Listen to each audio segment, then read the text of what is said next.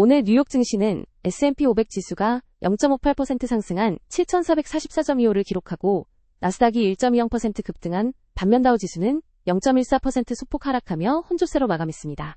외환 시장에서는 원달러 환율이 1.02% 급등하며 1,489.42원까지 치솟아 시장의 이목을 집중시켰습니다.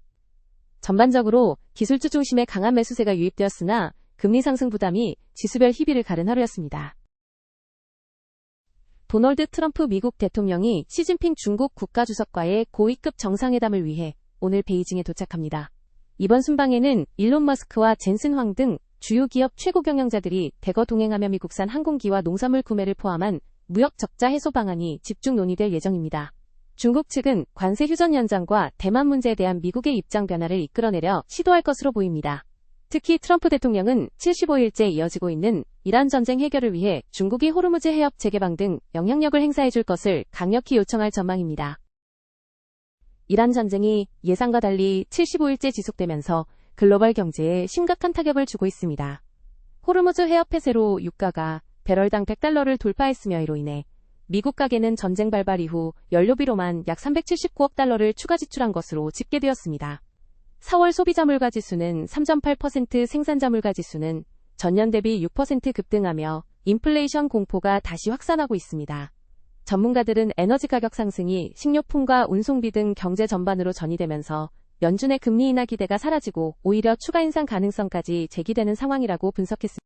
미국 상원이 케빈 워시를 제롬 파월의 후임인 차기 연방준비제도 의장으로 인준했습니다. 찬성 54표 대 반대 45표라는 역대 최저표차를 기록한 이번 인준 과정에서 민주당은 워시 지명자가 통화정책의 독립성을 유지하지 못하고 트럼프 대통령의 금리 인하 압박에 굴복할 것을 우려했습니다. 워시 신임 의장은 인플레이션이 치솟는 엄중한 상황에서 취임하게 되었으며 시장 전문가들은 전쟁이 끝나고 물가가 안정될 때까지는 시장이 원하는 금리 인하가 조기에 이뤄지기 어려울 것으로 내다보고 있습니다. 지방선거 참패 이후 키어 스타머 영국 총리가 당내외의 강력한 사퇴 압박에 직면하며 리더십 위기에 빠졌습니다. 이러한 정치적 불확실성은 영국 국채시장의 대규모 매도세를 촉발했으며 30년 만기 국채금리는 1998년 이후 최고치를 기록했습니다. 채권 투자자들은 차기 총리 후보 중 온건파인 웨스 스트리팅 보건장관을 선호하는 반면 정부 차입 확대를 주장하는 앤디 버넘 맨체스터 시장의 당선 가능성을 가장 경계하고 있습니다. 스타머 총리는 사퇴 거부 의사를 밝혔으나 시장의 위험 보상 비용 리스크 프리미엄은 당분간 지속될 전망입니다. 인공지능 시장에서 엔스로픽이 오픈 AI를 제치고 새로운 리더로 급부상하고 있습니다. 엔스로픽은 기업용 사용자 시장에서의 강력한 채택에 힘입어 1분기에 예상보다 80배나 성장했으며 현재 $1,000억 이상의 기업 가치로 신규 자금 조달을 논의 중입니다. 반면 오픈 AI는 샘 올트먼 최고 경영자가 일론 머스크와의 법정 공방을 이어가는 등 조직 내부의 갈등 내용을 겪고 있습니다. 소프트뱅크는 오픈 AI 투자 이익을 바탕으로 투자 규모를 $640억 늘릴 계획이며 엔비디아와 마이크론 등 반도체 기업들은 트럼프 대통령의 방중사절단에 합류하며 시장 낙관론을 주도하고 있습니다. 미국 질병통제예방센터는 2025년 약물 과다복용 사망자 수가 3년 연속 감소하며 마약성 진통제 오남용 오피오이드 위기에서 벗어나는 유망한 징후가 보인다고 발표했습니다. 한편 위고비와 젯바운드 같은 비만 치료제, GLP-1 복용자가 1,000만 명에 육박하면서 외식 산업 지형이 변하고 있습니다. 패스트푸드 체인들은 고칼로리 메뉴 대신 단백질 위주의 가벼운 메뉴를 출시하며 대응에 나섰습니다. 또한 코카콜라는 건강음료 시장 선점으로 선전하는 반면 가공식품 비중이 높은 펩시는 상대적으로 고전하며 두 거대 음료 기업의 시가총액 격차가 벌어지고 있습니다. 카슈 파텔 FBI 국장 지명자가 상원청문회에서 자신을 둘러싼 음주 의혹에 대해 강력히 반발하며 관련 매체를 고소했다고 밝혔습니다. 뉴욕에서는 조란 맘다니 시장이 논란이 되었던 재산세 10% 인상안을 철회하는 대신 고가 사치성 주택에 대한 추가 요금으로 예산을 확보하겠다고 발표했습니다.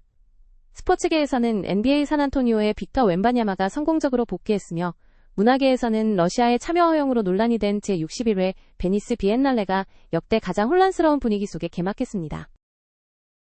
보파 글로벌 리서치의 레이브 차드루시치 수석 애널리스트에 따르면 현재 미국 주택시장의 성과를 가르는 결정적 요인은 재고 수준이라고 합니다. 북동부 지역은 현재 판매 중인 매물 활성 매물, 수가 2019년 대비 50% 이상 적어 가격이 유지되는 반면 텍사스와 동남부 지역은 공급 과잉과 이주 수요 둔화로 인해 매물 등록 리스팅 건수가 2019년 수준을 상회하며 고전하고 있다고 분석했습니다.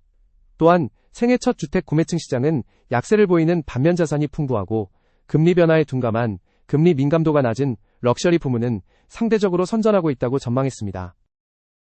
보파 글로벌 리서치의 레이브 차드루시치 수석 애널리스트의 분석에 의하면 리모델링 시장에서도 양극화가 나타나고 있으며 지붕이나 외벽 교체 같은 필수적인 유지보수 프로젝트는 회복력이 있다고 합니다.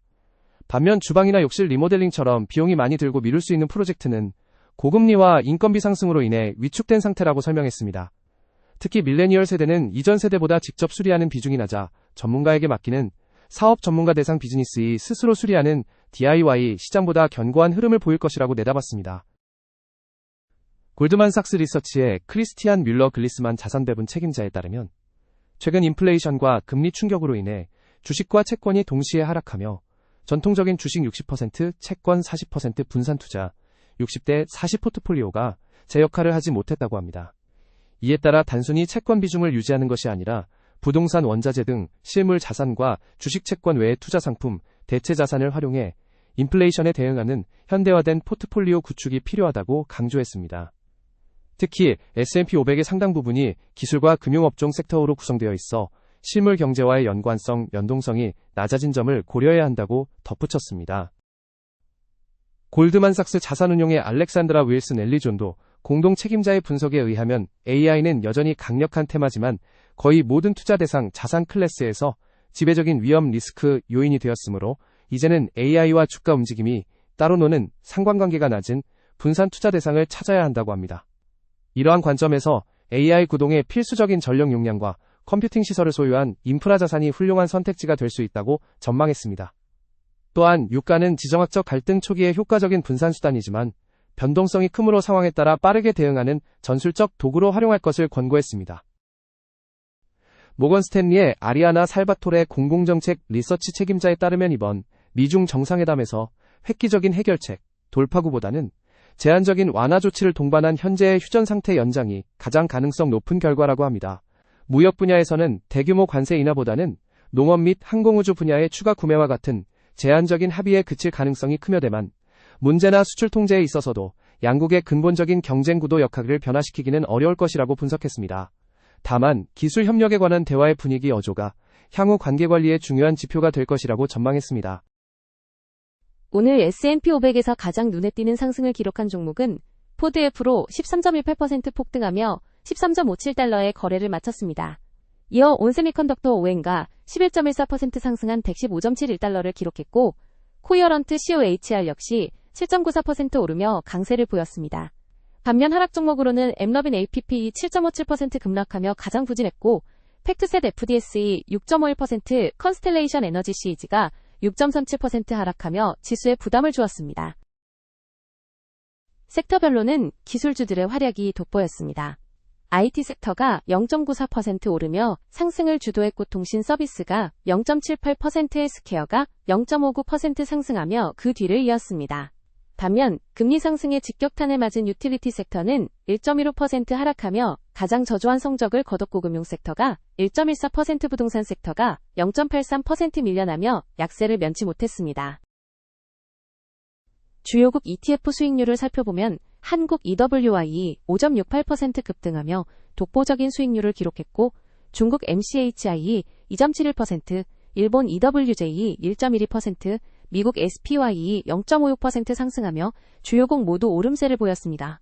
전체 국가별 상위 수익률은 한국이 1위를 차지한 가운데 태국 THD 2.78%, 중국 MCHI 2.71%로 상위권에 이름을 올렸습니다. 반면 하위권에서는 브라질 EWZE 3.82% 급락하며 가장 부진했고 아르헨티나 ARGT가 1.69%, 콜롬비아 GXG가 1.68% 하락하며 남미 국가들의 약세가 두드러졌습니다.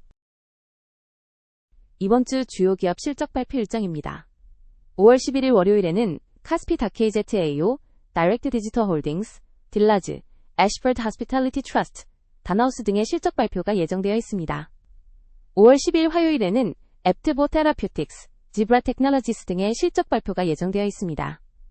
5월 13일 수요일에는 스프루스 바이오사이언시스 가루, 반사 인터내셔널, 박스라이트, 알리바바 그룹 홀딩, CNS 파마슈티컬스, 레슬리스, 코파 홀딩스, SA 등의 실적 발표가 예정되어 있습니다. 5월 14일 목요일에는 크레디코오프, 젯AI, 고다이그노스틱스, 피스리 헬스 파트너스 등의 실적 발표가 예정되어 있습니다. 투자자 여러분의 일정 관리에 참고하시기 바랍니다. 지금까지 2026년 5월 14일 글로벌 금융시장 소식 전해드렸습니다. 감사합니다.